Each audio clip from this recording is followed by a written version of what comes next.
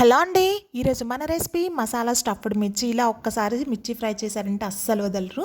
దీనికోసం బజ్జి మిర్చి తీసుకొని ఇలా ఘాటు పెట్టుకొని లోపల ఉన్న సీడ్స్ మొత్తం తీసేసి పక్కన పెట్టుకోవాలి. తర్వాత 3 టేబుల్ స్పూన్ల పల్లీలని డ్రై రోస్ట్ చేసుకోవాలండి. కొంచెం ఇవి పల్లీలు ఫ్రై అయిన తర్వాత 1 టేబుల్ స్పూన్ నువ్వులు వేసుకొని చిటపటమన్న తర్వాత తీసి పక్కన పెట్టేసుకోవాలి.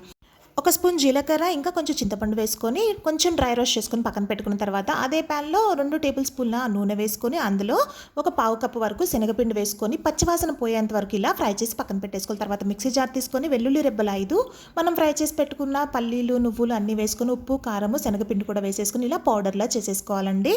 పౌడర్లా చేసుకున్న దాన్ని ఇలా కట్ చేసుకున్న మిర్చిలో స్టఫ్ లాగా ఇలా పెట్టేసుకోవాలి. మీకు ముద్దలా రావాలంటే 1 స్పూను నూనె కానీ నెయ్యి కానీ వేసుకొని చక్కగా మిక్స్ చేసుకొని స్టఫ్ లోపల పచ్చిమిర్చి లోపల ఇలా స్టఫ్ పెట్టేసుకొని 2 వైపులా ఇలా దూరంగా వచ్చేంత వరకు ఫ్రై చేసుకోవాలి. ఫ్రై చేసుకున్న తర్వాత మిగిలిన పౌడర్ని కూడా దీని పైన వేసేసుకొని 2 రెబ్బల కరివేపాకు వేసుకొని 2 నిమిషాలు లో ఫ్లేమ్లో మూత పెట్టుకొని మగ్గించుకుంటే మన స్టఫ్డ్ మిర్చి రెడీ అయిపోయిందండి.